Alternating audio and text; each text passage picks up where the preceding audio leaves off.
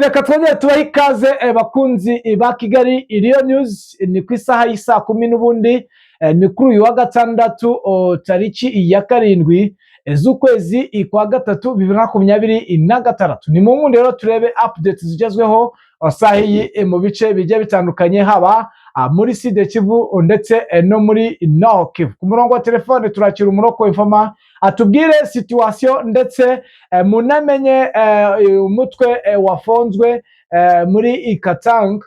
Bivugwa yuko utari buze koroha bitewe nuko nawo ufite ingamba nshya ndetse ufite amahame nkaya M23. Turabicacambuwa umenye akantu ukandi. Reka tubashimire tubifuriza amahoro y'Imana rero mwe mwahisemo kubana natwe. Ikindi kandi namwe mukitwumva bwa mbere nta kindi musabwa ni ugukanda kuri subscribe, mukajya murayikinga, share, bityo mukiyongera mu muryango mugari w'abadahwema kumva amakuru acukumbuye kandi yizewe. Ni munyemere rero tuze turebere hamwe, ariko nge muri kumva kandi tugiye gukomeza Nyandi Damien umugisha. Ku murongo wa telefone turi kumwe na Bwana Bizima. Bwana Bizima, wiriwe neza nanone? Wiriwe neza. Ni ku gicamunsi cyane, ni isaha y'isa 10 duheruka kuvugana mu masasta. Ibintu uko byagenda kose biba byahindutse mu bice byose, ariko mbere yuko nubundi dukomeza kuri frontline, hari amakuru adasanzwe nari nasezeranije cyangwa nari nararikiye abakunzi bacu y'umutwe udasanzwe wafunzwe mu ntara ya Katanga. Hari amakuru waba ubifiteho? Yego, amakuru arahari. Uyu ni umutwe ubona ko byanze bikunze uje nyuma y'uko uwari perezida wa Kongo Joseph Kabila avuye ku butegetsi, kuko uzi ko akomoka muri ntara ya Katanga.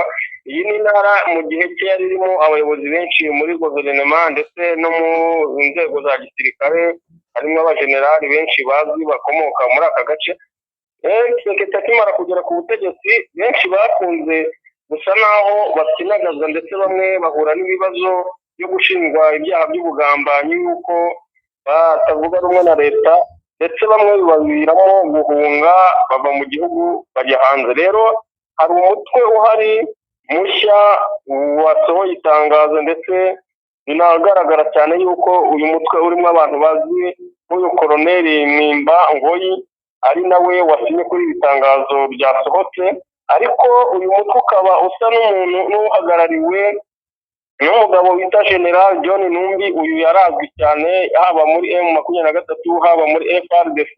Ni general wari uzwi cyane, warwanye ku ruhande rwa FRDC arwana n'umutwe wa CNDP, wari uyobowe na general bitaga Nkunda. Rero uyu ni umugabo ufite amateka mu bijyanye n'intambara cyane muri iki gice cya Kongo ku buryo buhambaye, ariko ubu akaba ari mu buhungiro.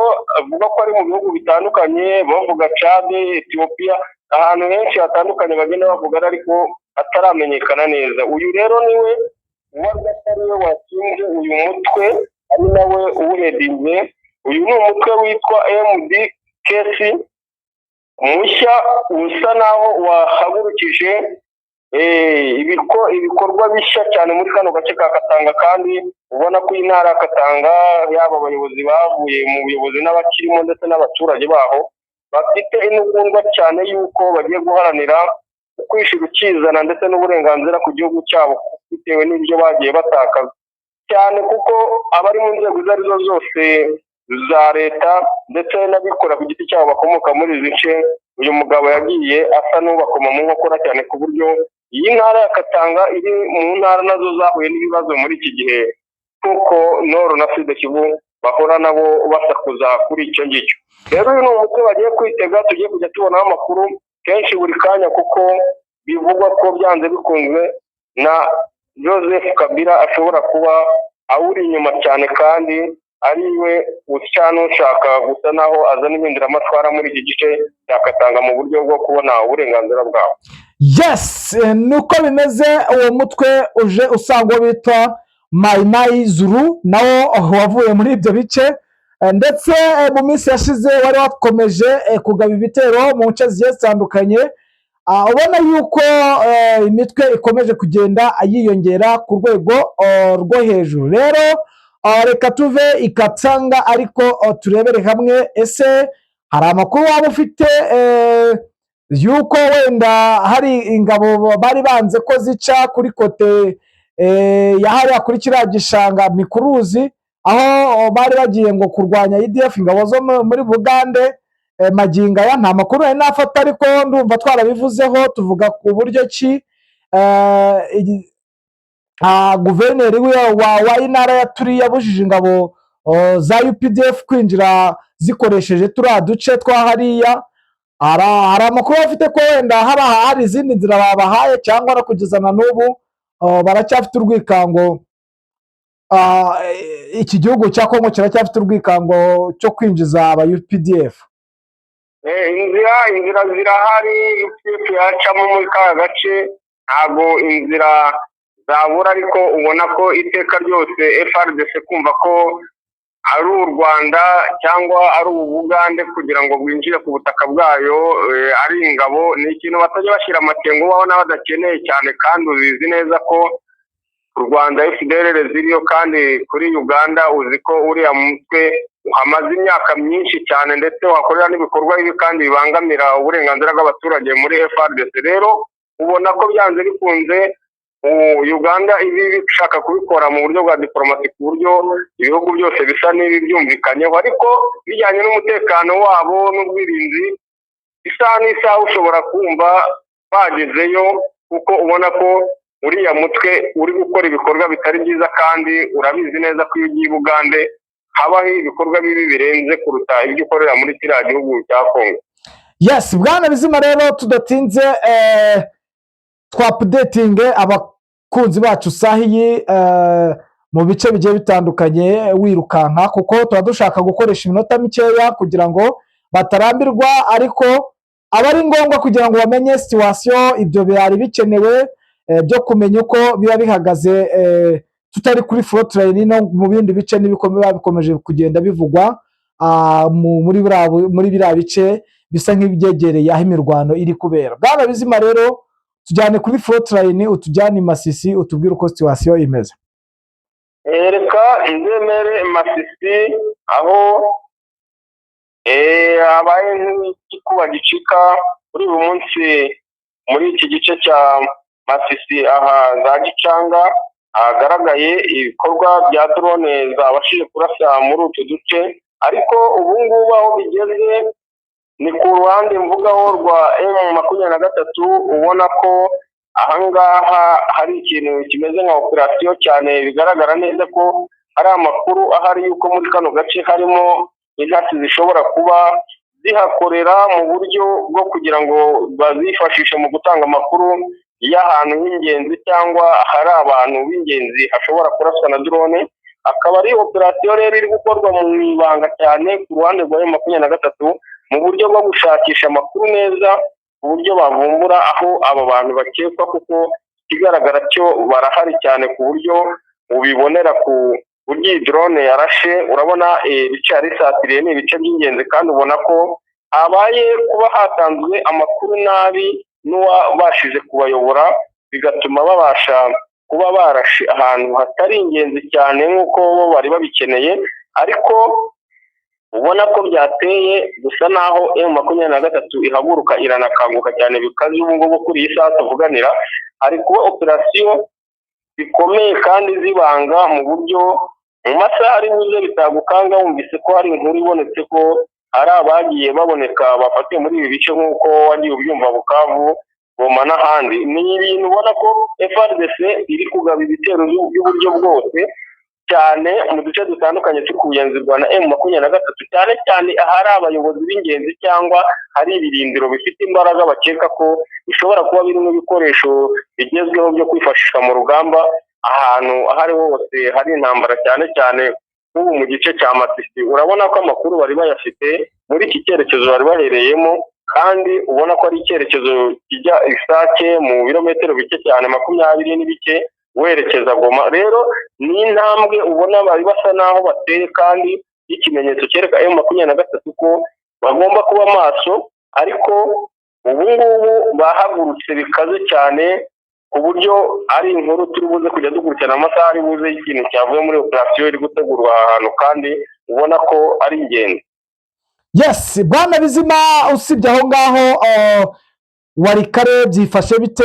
Duheruka hari base militaire, no base militaire yaba atari iri gushegesha ibi bice no kuburungutanya umutekano n'ituze muri ibyo bice, bitewe n'uko ino base militaire ni za drone zigendanwa zihagurutswa mu birometero bike cyane, ku buryo rodari kupfa kuzifatisha biba bigoye, kuko izi ni za drone ziba ziri no mu ma defense zagiye zigaragara, zikunda kugorana, zigendana n'ibikompara birekurwa na za ratirare, igaragaza imbaraga zidasanzwe n'ibikoresho byinshi bafite iri huriro rya FARDC. Ese M23 urabona iri gutegura iki kuba bakwerekeza Warikare bakaba bakwirukana ino base militaire yo muri biriya bice, nyuma y'uko bamaze gufata bamwe mu bacanshuro aho za Warikare aho bari?